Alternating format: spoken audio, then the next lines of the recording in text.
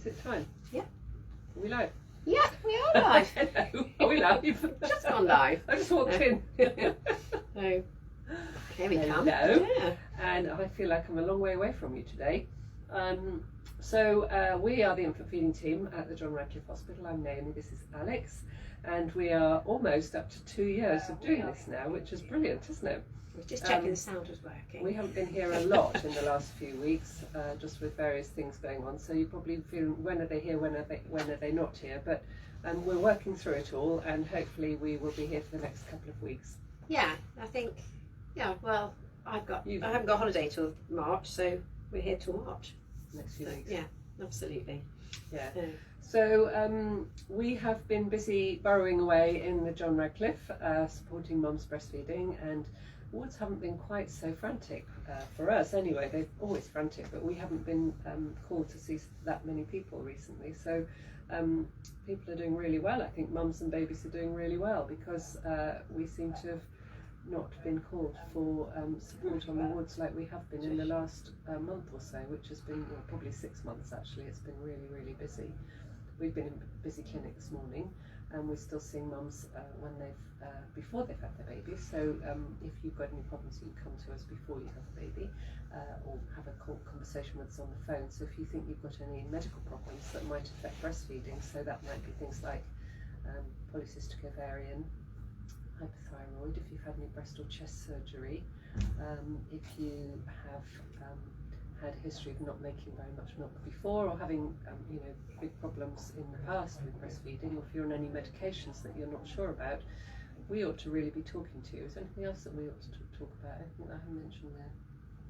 Did you mention breast and chest surgery? Yeah. You did? Okay, yeah. I think you covered it all. So, if you think that you've got anything that is relevant to your breastfeeding journey, then we ought to have a conversation with you really. So you can refer yourself, or your midwives can refer you at booking or in your pregnancy. And we normally call you at about 34, 35 weeks to just have a quick chat and put a plan in place, and then you know where we are, we know who you are.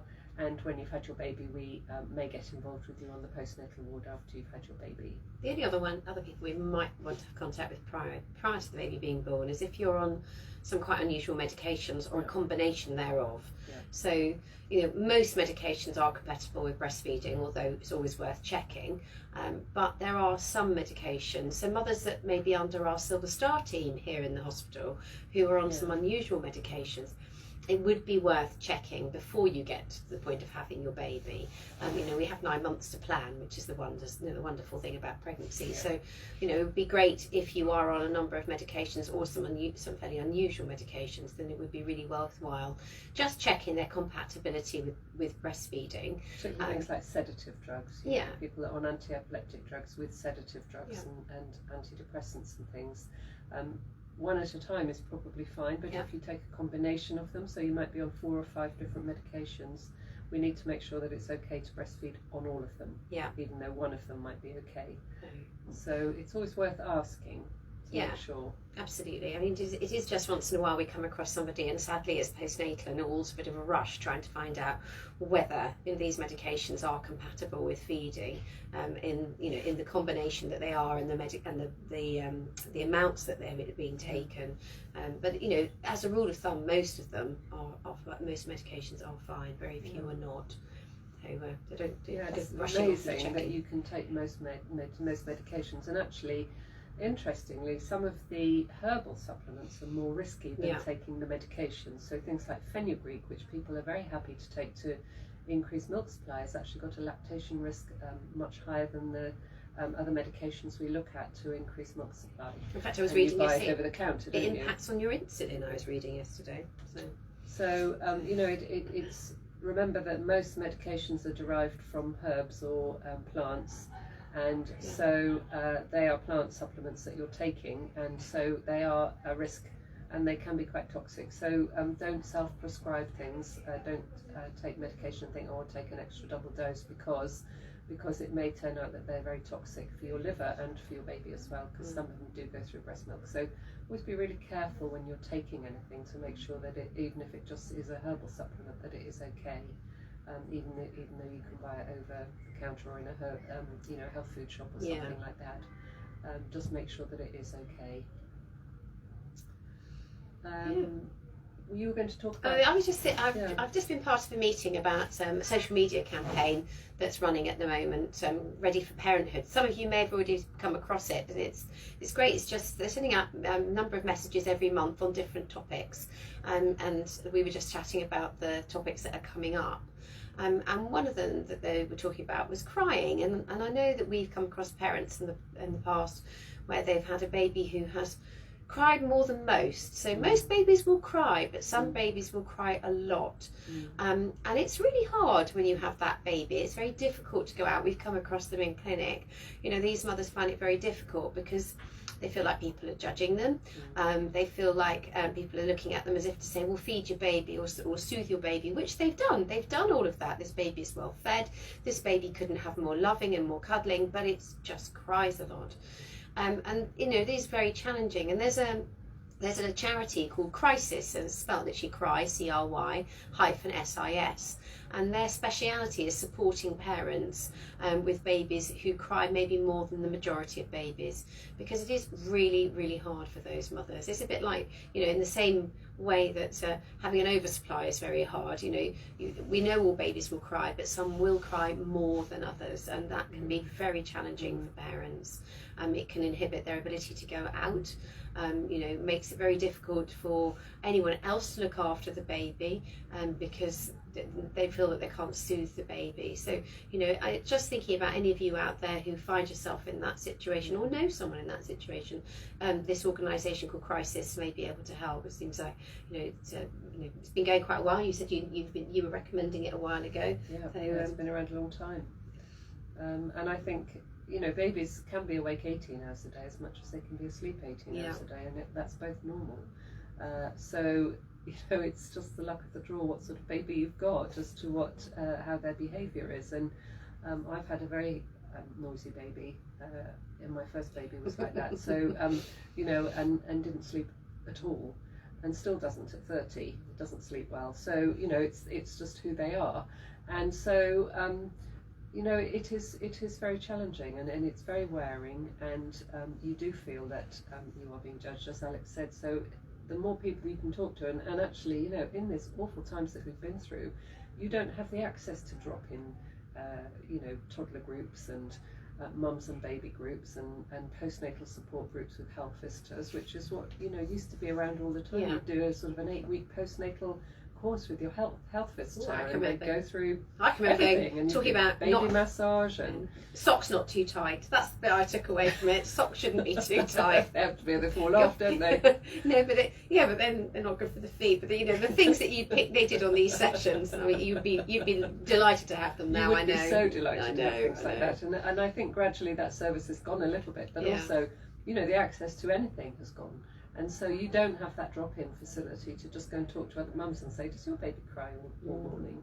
Do you get anything done? And and how did you manage it? And I think, wearing slings and doing all of that sort of thing is really important, that you've got your baby close to you so that you can actually do something else. Even if your baby's still crying, you can do something else. And it means that you can do the washing up, and you can think about supper, and you can make sure that you can walk out and feel that your hands are free for a little bit of it, or talk to somebody else on the phone, although that's quite hard when your baby's crying, isn't it? Yeah. I think this is exactly what this social media campaign is about, Ready for Parenthood, and they're covering the main topics that you mostly as parents want to know about. So look it up, because they're sending messages out all the time. It's been running since November, and it's on for at least a year, and it's got sort of literature with it. So, and good links. I've just had a look at needless to say, I've had a look at the infant feeding section, and there have some great links on there as well. So it is worth having a look. Remind us what it's called again. Ready for Parenthood. Ready for Parenthood. No. So I can show you. This is the. Yeah, show us a picture. This is the landing.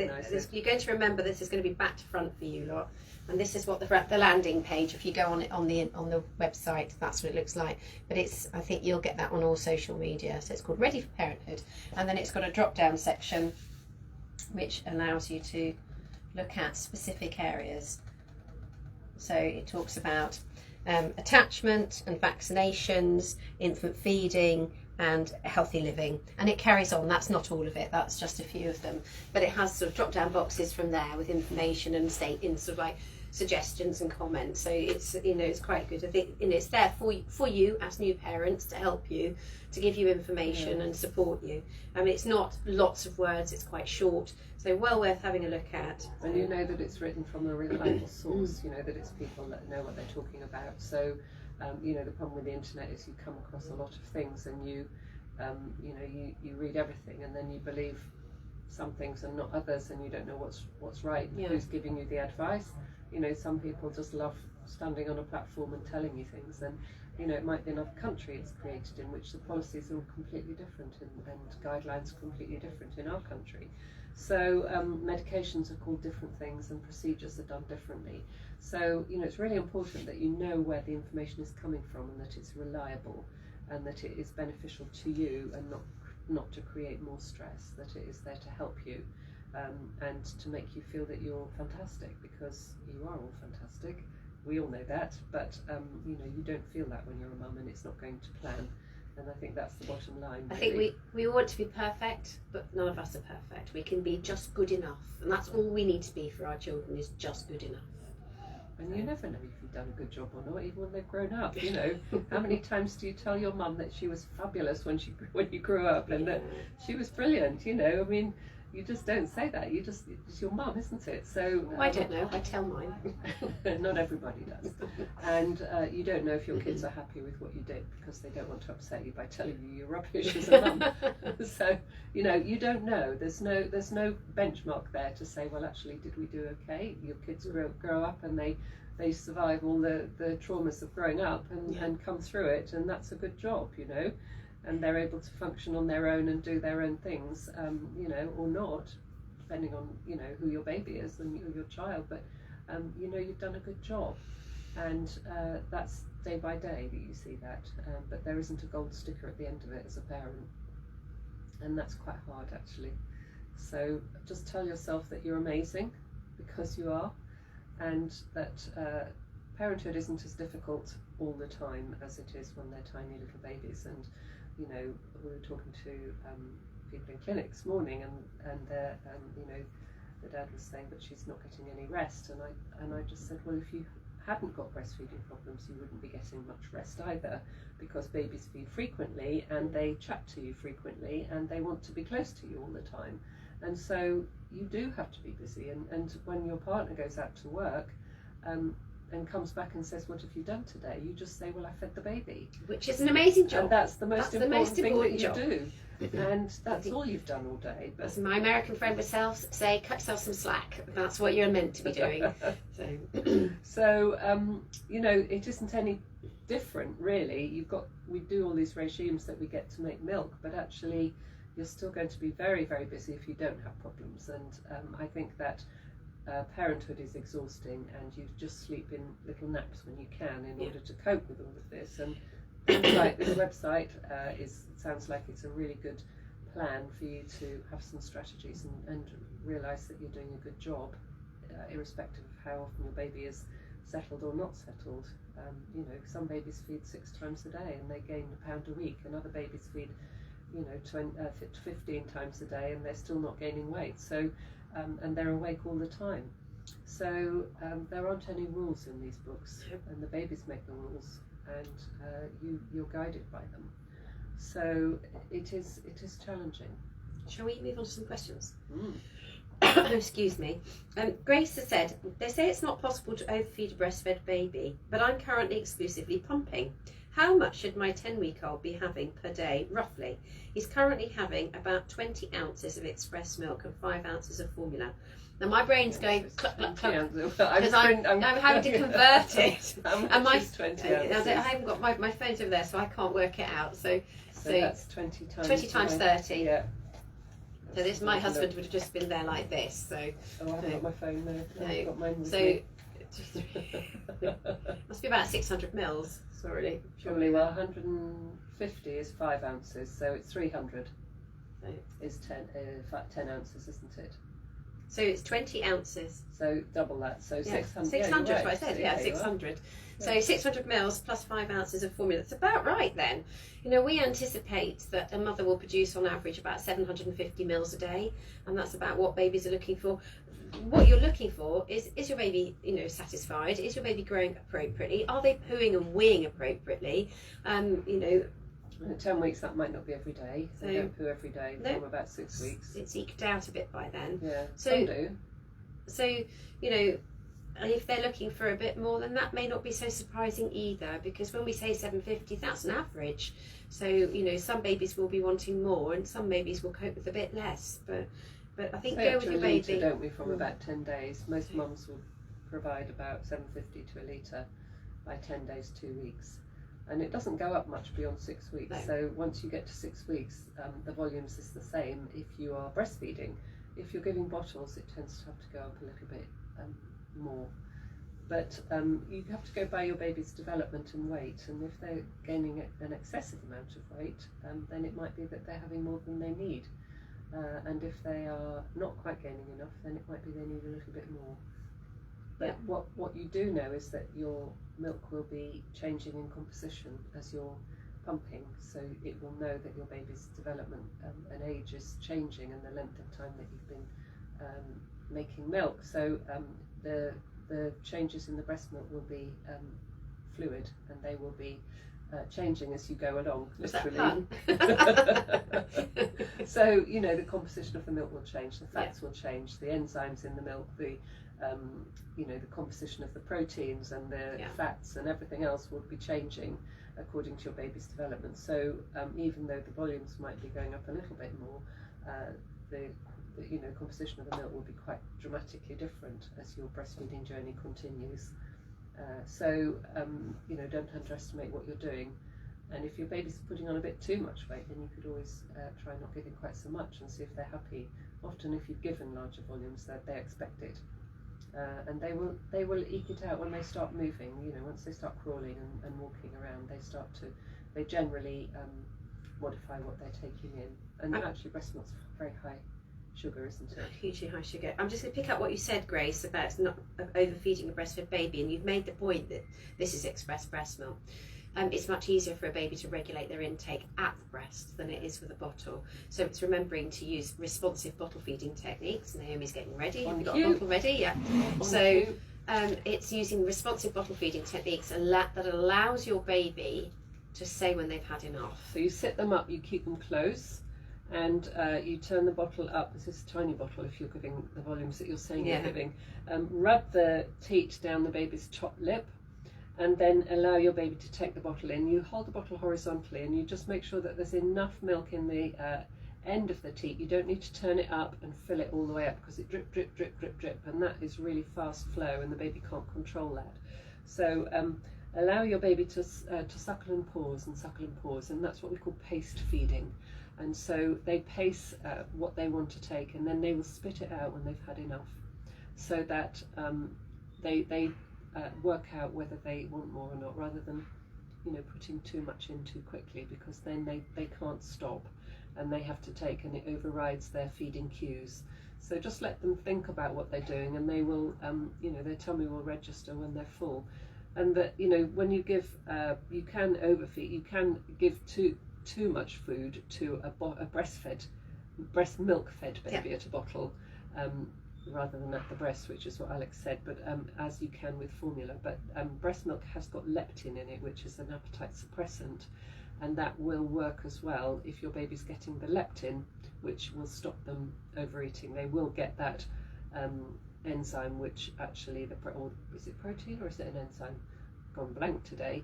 The leptin will stop them from taking more than they need, but you can still override that if you're doing the, you know, if you're tipping the bottle up too far. Yeah, you minimise the risk and everything as well by doing responsive bottle feeding and that on as well. So it's about how you give the bottle, and make sure, you know, if you are doing a bit of breast and a bit of bottle. So if you're just giving bottles in the early days, and you're hoping to go back to breastfeeding, if you're doing pace feeding, then change sides so that your baby gets used to feeding at both.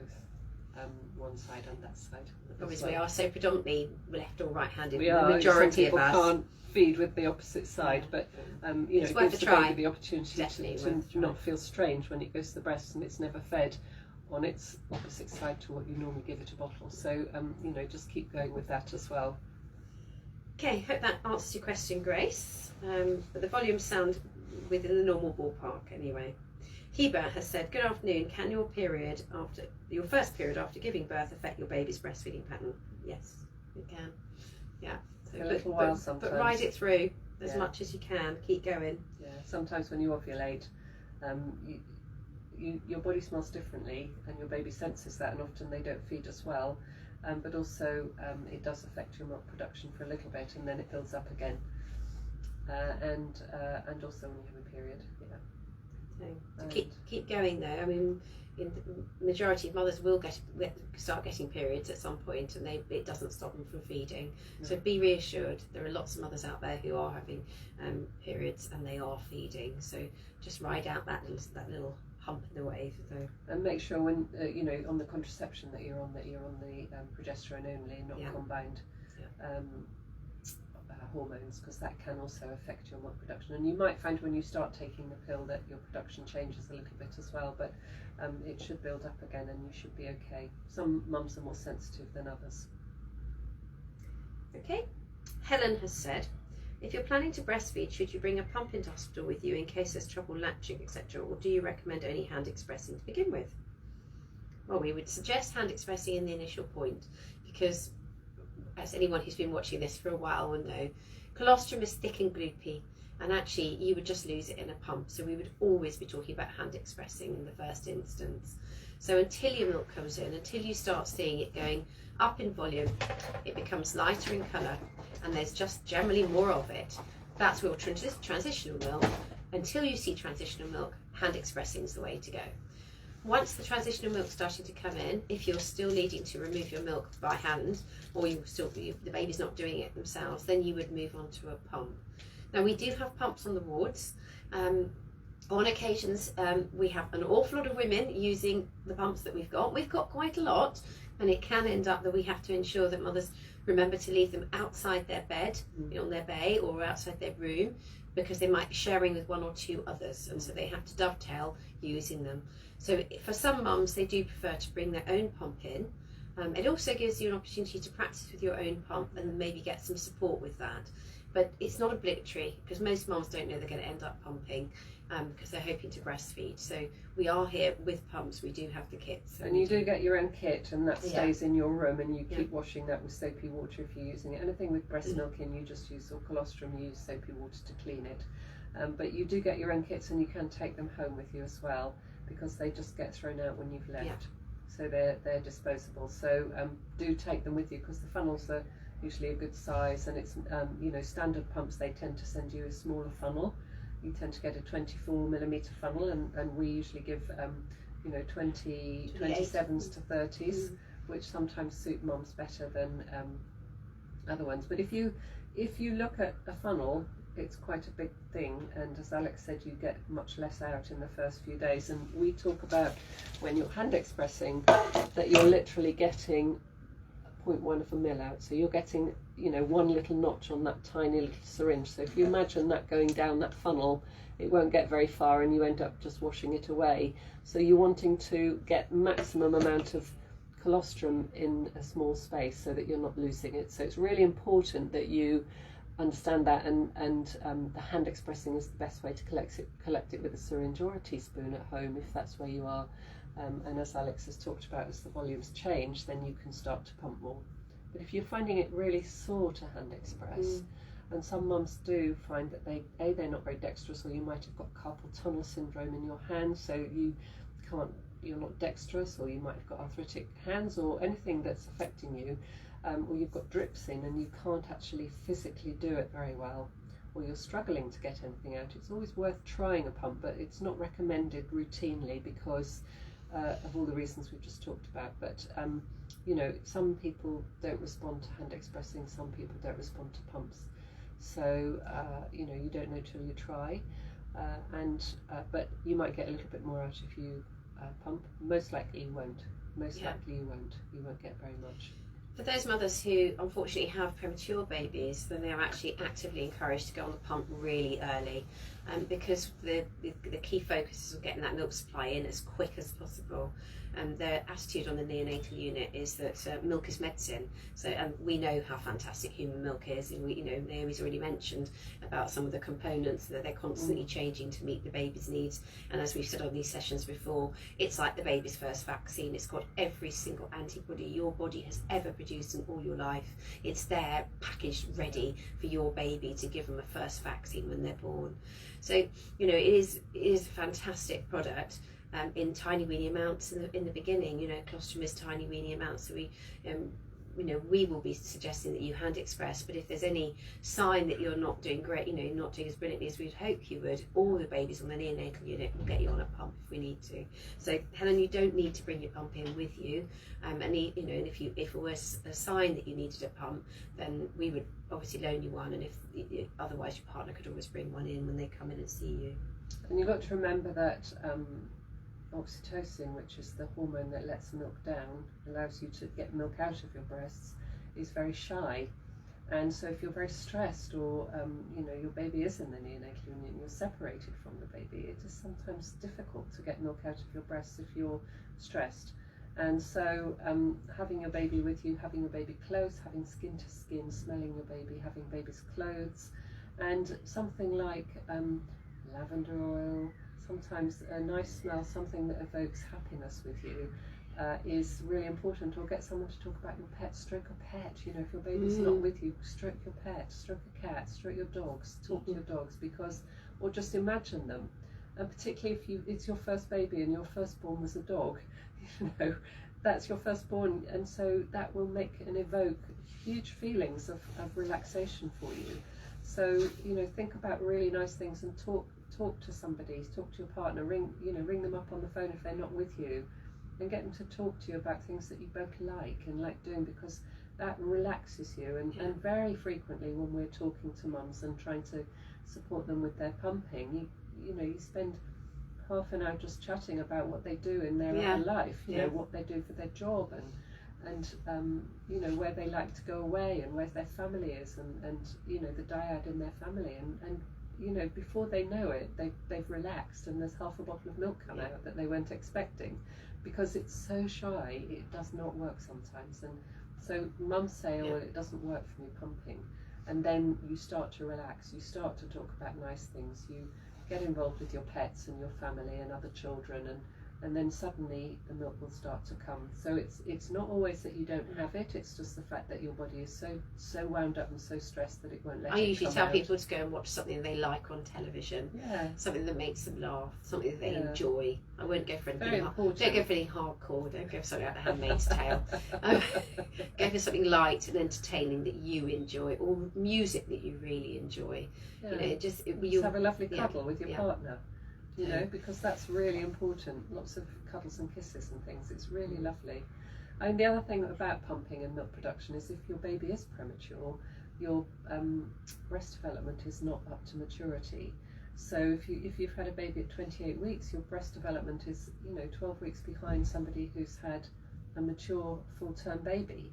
So you've got to work a little bit harder to get your milk production in. So we suggest that you pump at least 10 times a day, if you can, in order to really eke those stimulations more, and keep your baby as close as you can, if you can, and have your baby close to you so that you can smell your baby, because even more so you've got to work hard to make milk. But the positive side of that is if your baby is born early, then actually your body knows that. Naomi's already mentioned about the fact that the milk is constantly changing to meet the baby's needs in the different developmental stages all the way through. And actually when a mother has a baby early, the body knows that baby is early, and it puts more long chain fatty acids into the milk to make up for that period of time the baby's not in the stomach, in the utero, and it's going to miss out on eye and brain development. So these long chain fatty acids are specific for brain and eye development, and they're put in a much greater amount in the milk of a mother who's had a baby prematurely. So this is where when they say on the neonatal unit, milk is medicine, it really is medicine. Yeah. It's making up for that time that your baby was not inside you, where they would have been growing, you would have been supplying the nutrients. You're still supplying the nutrients, you're just supplying them through your milk. Yeah. So really, you know, it's just a miracle food, and it's very wise. You know, it's moving, it's a moving thing. So you know, stick with it and trust your body, because you've grown a baby. Even if it hasn't been right up to term, you've still grown a baby, and your body knows that. So it's very wise. Helen, I hope you don't have your baby early. Really hoping.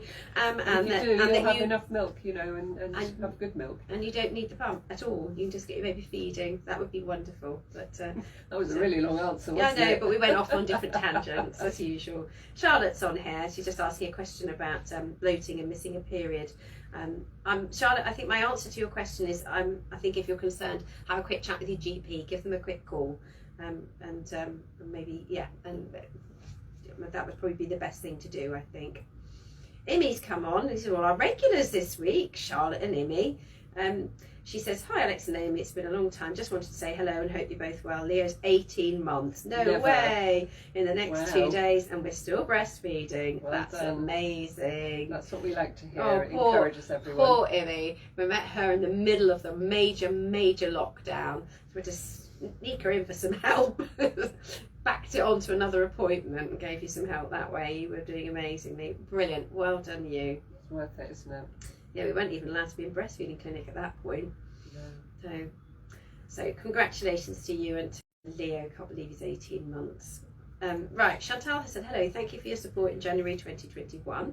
My daughter and I have been feeding for 14 months. Oh wow, they're all coming out today. Great. On Saturday. We're now slowly weaning down and are at 2 feeds a day now, because she's a big girl, that's why. Yeah. So brilliant. That's incredible. And all your milk is full of all those different components to help her and protect her as she's starting to put everything in her mouth and go and talk to other little children that are sneezing on her.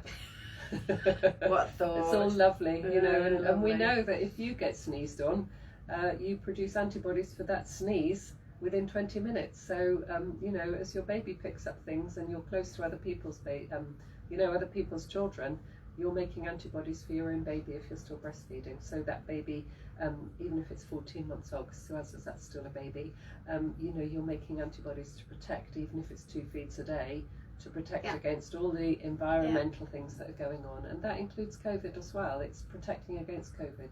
So as you're breastfeeding, if you've had COVID or you've had your vaccinations or you've had it in pregnancy, it continues all the time, that protection. So it's really, really brilliant. And it's still more than food, you know, it's still that thing about being, you know, that closeness and relationship building and brain development. And we go on, everybody who meets me, everyone who meets me gets me telling them, you know, every time you cuddle and kiss your baby, every time you feed your baby, you're bathing your baby's brain in oxytocin, and oxytocin is the brain fertilizer, and that's what builds a baby's brain. And we end up with babies that are happy babies, that become happy toddlers, happy children, happy adults. It protects against mental health problems. That secure attachment that you're fostering with your baby is so important. So those 2 feeds a day are still really important. And it's endorphins and oxytocin for you as a mother, and lovely. You know, in all of these dark days that we've had, you know, you've had that oxytocin hit when you've been cuddling your babies. Even if you're giving bottles to your baby and formula to your baby, you're still having skin to skin and cuddles, and that's so good for your mental health. Contact, that eye contact, so important for you both. Oh, it's lovely. Keep going. Right, Grace has come back. We're doing pace feeding, and I've read not to offer more than 4 ounces, 120 mils at a time, but one time he wanted 6 ounces. Well, that's responsive feeding. I mean, he's offering him what he wants, so he might have a smaller one next time. Sometimes, you know, we all feel like a bottomless pit. You know, sometimes I could eat and eat and eat, and other times I eat a third of that and I'd be full. So I think let him tell you, Grace, and see how he gets on. 10 weeks. Fabulous. Yeah. I mean, we say a feed was anywhere between 80 and 120, so he's just gone over. He has gone over that a bit, but yeah, there will be times that he will. Right. I wondered if these people would say hi. This is Jem, Lucy, and Cleo, baby Cleo, that I met the other day. And they said hello. So you may remember us. I do very much remember you both. on level 5. She's had a tongue, Cleo's had a tongue tie procedure, and she's doing well on the breast, but only with nipple shields at the moment. Don't worry. What's your advice, please? Topping up with express milk. Prior to procedure, she was on 50 mils 8 times a day. Hard to know if she's getting enough from the breast. So start on the breast and then offer her afterwards, and she'll take what she wants, hopefully. So maybe do it that way. I think we talked about offering the breast, and then maybe Jen giving the bottle and Lucy expressing would be the best way to go if possible. That way you encompass the feeds in a shorter period of time. And I do remember talking to you about this, because I remember saying to you, and then Lucy can sit there and look at the 2 people she loves the most in the world, and I was telling you about that couple who said to me, but the dog's not here, so which fits in with what Naomi was saying. We know all about firstborns. So you know, and then so actually that would be your best bet. So then what you get off, you offer as your top up at the next feed. Yeah. And you're going to watch her poos and wees, and she's only really little, because I met you on Monday, so she's only tiny, so you need to watch out for those poos and wees to make sure she's getting enough. So think about the changes that you're expecting in those poos and wees. So day 4 they should be yellow, and from day 4 onwards you should be having 2 £2 coin size stools a day, only little, but that's the minimum. More is better. Yeah. And then 6 heavy wet nappies every day from day 6 onwards. And obviously she'll have a day 5 weight, and if there's any concerns on day 5, she'll have a day 7 weight and a day 9. If the day 5 weight is fine and no one's worried, then they may leave it to day 10. So if you're concerned, you can always ask to be weighed sooner. So see how you get on, and you know, we are here. Give us a shout if you've got questions, or your community midwives. I know Naomi's looking for the off to the best start, and it's not in there. Find one. Somebody's. Oh, there it is.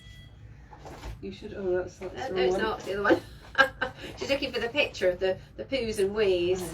Yay. Off to the best start. So you should have all received one of these. Yeah, page 17. And you should be offered one at scan as well. So if you're pregnant and you're going towards your 36-week scan, then you should be offered one of these at 36 weeks as well. That's about your poos and wees, and really 4 reliable signs. So stools changing, and also we've got that video, haven't we? Have you just said that? Oh no, I haven't. No. So go on to, if you do a search, go OUH, as in the hospital, OUH, maternity feeding, and that will link onto our web page, because we have our own web page within the maternity web pages. And there's a resources section. If you drop down to the resources, and there's a link to a whole load of videos that we did. We did 7 videos last year, and they cover all topics. The one that's most relevant for you at the moment is the reliable signs. How do you know your baby's getting enough milk? And it stars Naomi, and can't get away from us, I'm afraid. And Alex. Oh no, one. Don't look at the skin one. That was the first one we Oscars. did. No, we were not winning any Oscars. We get the information across. Anyway, the video that Naomi did, she did an amazing job with coming up with made up what the nappies look like. She used all sorts of lovely products. Butter and there you go. Cottage cheese and Marmite. So have a look, because it's very clear on there about how much you're expecting from the poos and wees, because they tell you what your baby's getting. They're the best reliable insight. You know, every midwife should be able to go, this baby has gained, or this baby has not gained, or this baby's going to static, before they put them on the scales, once they found out what the poos and wees are doing, because they're such a good indicator. So have a look at that, Gem and Lucy, and that will give you a really good idea. And if you've got any questions, then you know, do give us a shout. And yeah, we're here. I've got staff in tomorrow, and I'm working on Saturday, so we're about. Yeah, and if you're pregnant, you can still watch those videos. You know, it's really good for you to understand all the different things, and it's got relationship building. Yep. And just talking about what skin, how to hand express. We've got a real-time mum hand expressing on the ward that we videoed, and that's really nice to see how to do your hand expressing, because we do talk about antenatal hand expressing from about 37 weeks. So if you're getting up to that stage, you should have collected one of these at your scan. If you haven't, asked your midwife to give you one if you're 37 weeks. But also on our website, there's also a PDF of the why collect colostrum when you're pregnant, and how to hand express. So you can read through that leaflet online as well. And then you can watch those videos, and it is about relationship building, about brain growth, about how to express and recognizing when you've had your baby. We show how to use the pump. That's you and me again. Yeah.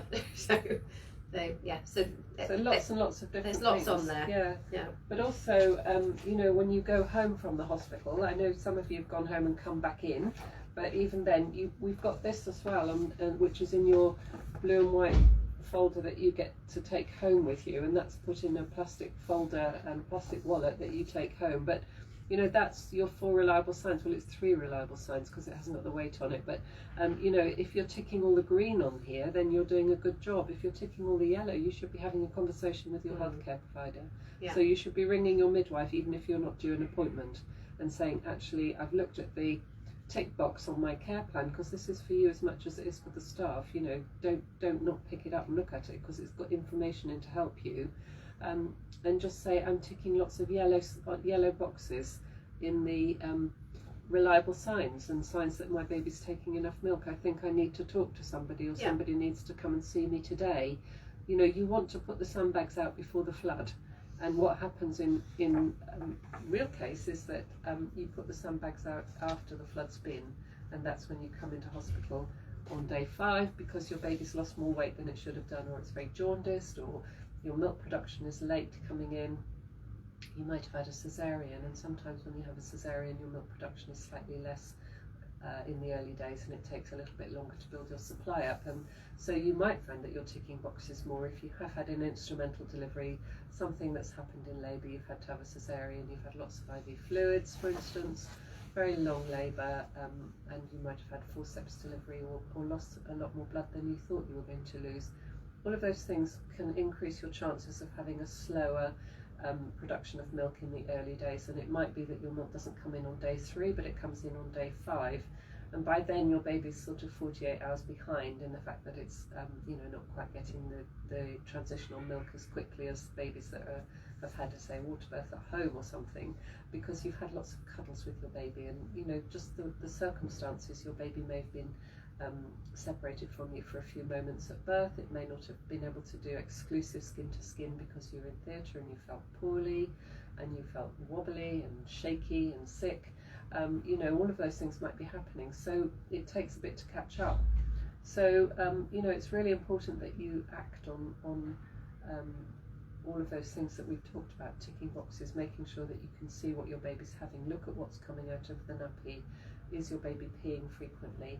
If your baby's doing 2 pees a day and it's day 4, that's not enough. It should be doing 4 pees a day minimum. And you should start to see the pees a bit heavier. And your baby should be waking for feeds regularly by then. So if your baby's not waking for feeds regularly, it's not going to get enough fluids. It's going to not pee as much, and it certainly won't be pooing. So you've got to look at the whole picture and just think, well, what happened? What sort of birth have I had? Did I do lots of stimulation of my breasts in the early days? Because if you don't, and you've not had a lot of skin to skin, that can delay your milk production coming in. So, we recommend that you do lots and lots and lots of hand expressing if you've got a sleepy baby, or a baby that's not going to the breast very much. And, there's nothing wrong with doing hand expressing 8 times on day 0, because, or as much as you can in that day, and then into the next day you do that again if your baby's not feeding reliably. And tell the body the baby's there and we need the milk. So the milk will be there extra quickly, whereas if you don't ask your breast to do it, they will be more slow to do it, particularly if you've had separation in the first hour or so. Do skin to skin as soon as you can if it's delayed. Do it as soon as you can, and do hand expressing or feeding as soon as you can if it's delayed, because that will all add up. And the further you are away from your baby's birthday, the harder it is to make milk. So get on it, and if you've missed a few hours, don't worry, but just get on it. And the closer you are to the birth, the easier it is to make milk. So even if you don't see the milk, it just sends that order in to say make it. And if it's day 12 and you do that, then it takes quite a lot of time to catch up if you can. I know people get disheartened, they'll say, but I didn't get anything, or I didn't get much. But actually it's the stimulation that's really, really important. So the volumes will come later. Naomi always says it's 48 hours before you see the results. Yeah. So don't expect instant results, but what you're doing is telling the body the baby is here and we need it, and we need it now. Get on with it. Yeah. So anyway. You know, if you've had medication, so if you've had an epidural or you've had injection in labour, you know, which is you know, narcotic. So fentanyl in the epidural makes your baby very sleepy as much as it makes you quite sleepy and tired. And a long labour probably if you've had an epidural with you know, more complex delivery. So you're both exhausted at the end of that. So it takes a while for your baby to come round and feed. So you've got to just say to your breasts, I've had a baby, even though it knows you have, I've had a baby and it needs to feed.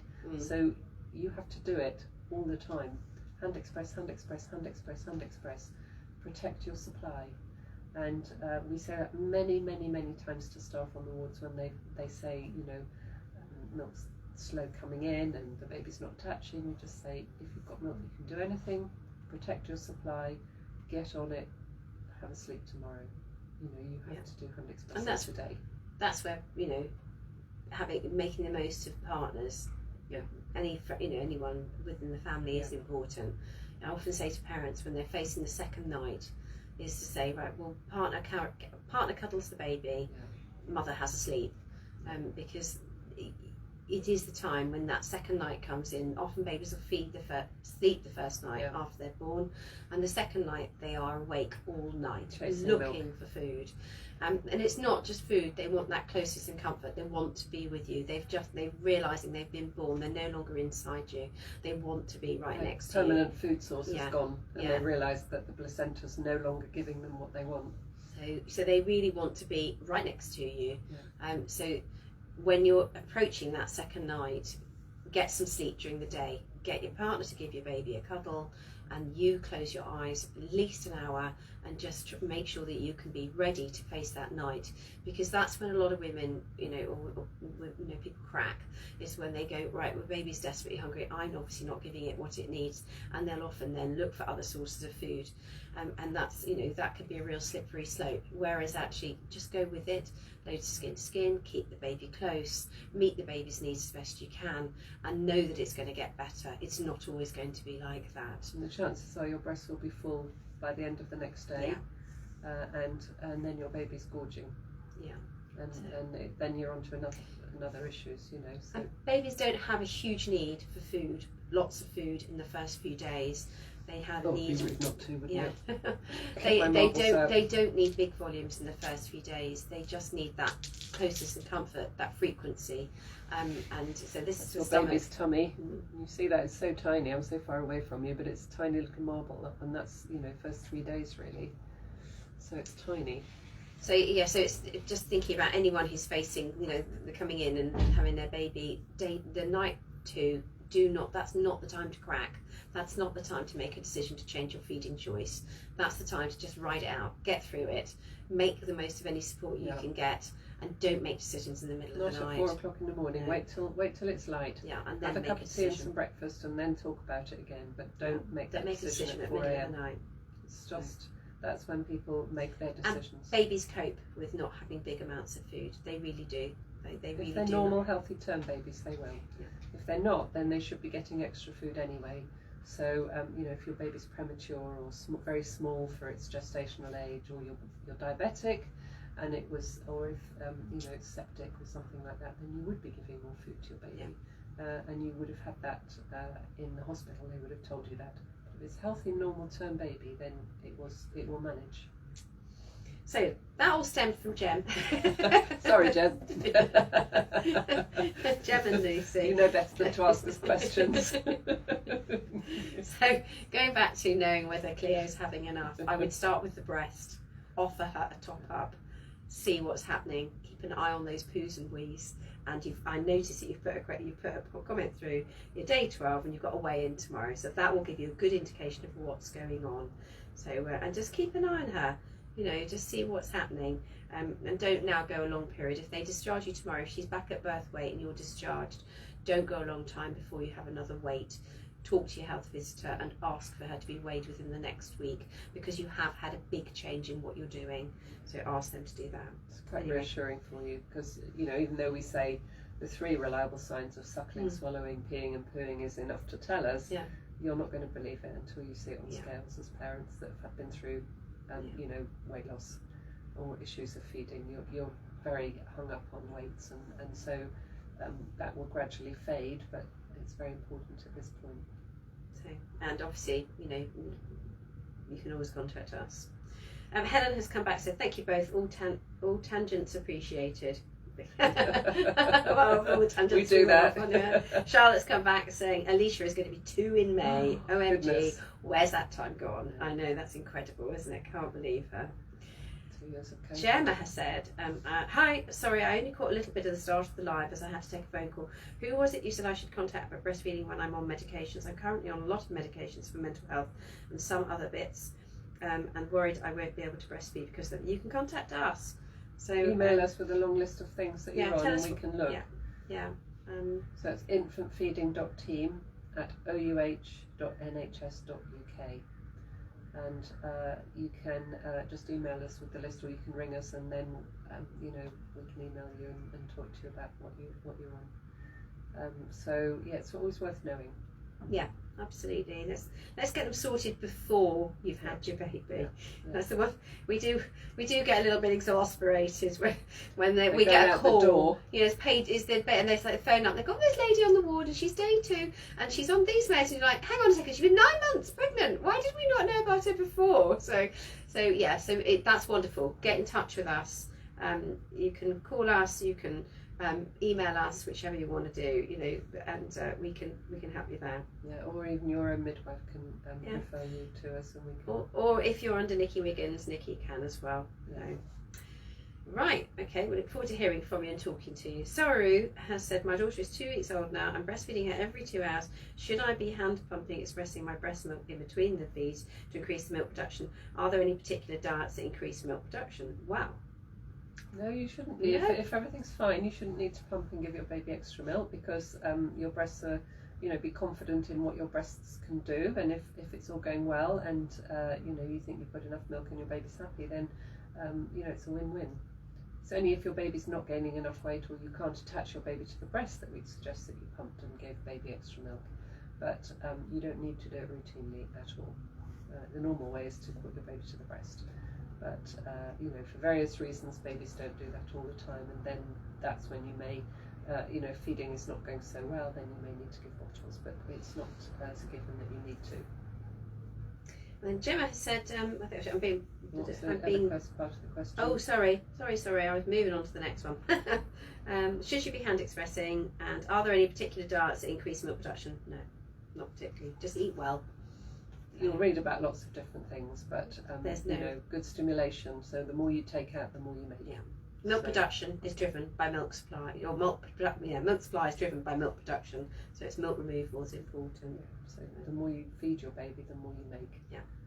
That's the bottom line. If it's all going well and the positioning is right and everything. So I think I'm just saying I felt a bit sorry, because I think her name's Gemma Louise, because it's hyphenated. So sorry, Gemma Louise, you asked what about how to reach us. I think it is on the Facebook page, but if it isn't on our email on the Facebook page, it's on where I was talking about earlier. If you go OUH, literally do a Google search, OUH, maternity, feeding, up we come. All our details there, telephone and email. And if you've had your baby, which I don't think you have yet, have you? But No. If you have had your baby, oh yes, our details are on this page of your care plan, and they're in very small writing just above the first blank square of that page, which is about breastfeeding assessment feeding plan form.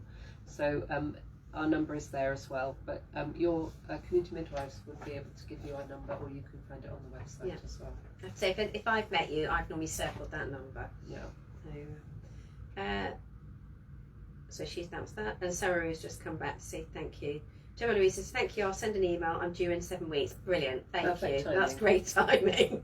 Yeah. We can have a look. That would be great. It's so much better than 2 days postnatal, Yeah. which is what we often get, Yeah. so which is not helpful. It allows us to have a look at what you're on, do a bit of research, because we don't have all the answers, but we know people who do.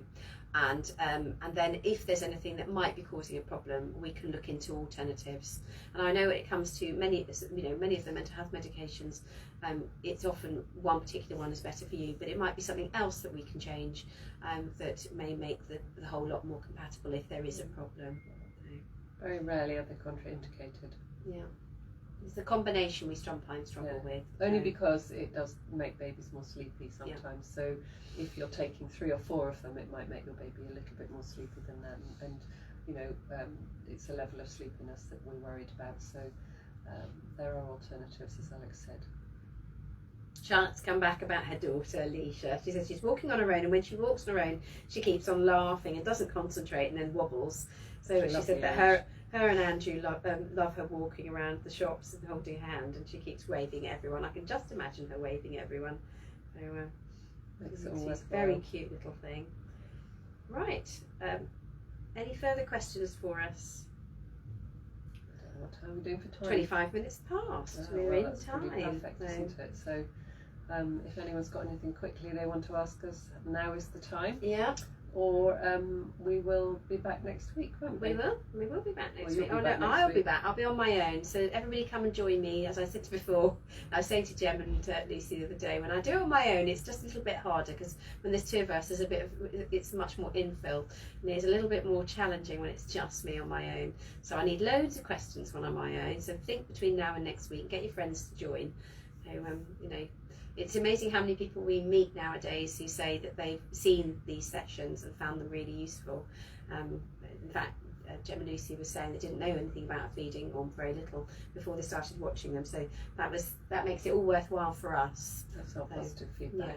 Yeah, that's what keeps us coming every week. Yeah, doing absolutely. these sessions, because we know that it reaches out to a lot of people. I mean, sometimes 500-600 people, sometimes up to 1,000 people. Yeah. Between weeks. So that's a lot of people watching. So let us know. And the other thing is, let us know where you are, because sometimes you're not even in the UK. Yeah. Some people aren't watching it in the UK. So it's always very interesting to see where you are. I mean, most I think are local to Oxford, but if you pass it on to your sisters or your friends or whatever in other parts of England or the world, that's brilliant. We have had people all over, haven't we? We have. Yeah. And Charlotte's asked, are we having a good day? Well, a busy day, a very busy day. We also have a busy Thursday. Thursdays are always back manic. to back. Yeah, they really are. So especially to have shoehorned in a meeting in the meantime as well, which is when I was doing about this Ready for Parenthood. So have a peek at that Ready for Parenthood thing, because it does look like it might be quite interesting. It's just sending out, useful messages, things that I'm sure as new parents that you would all find very useful. All sorts covered. There's a lot of help out there, so it's just relying on the right help. That's the important thing, is that you get the right information. Lovely. Well, so we'll see you next week. We look forward to hearing from some of you. We look forward to hearing from Gemma Louise and anybody else who needs a bit of support. So happy feeding. Yes. Go and make milk. Have a good week. Bye from us.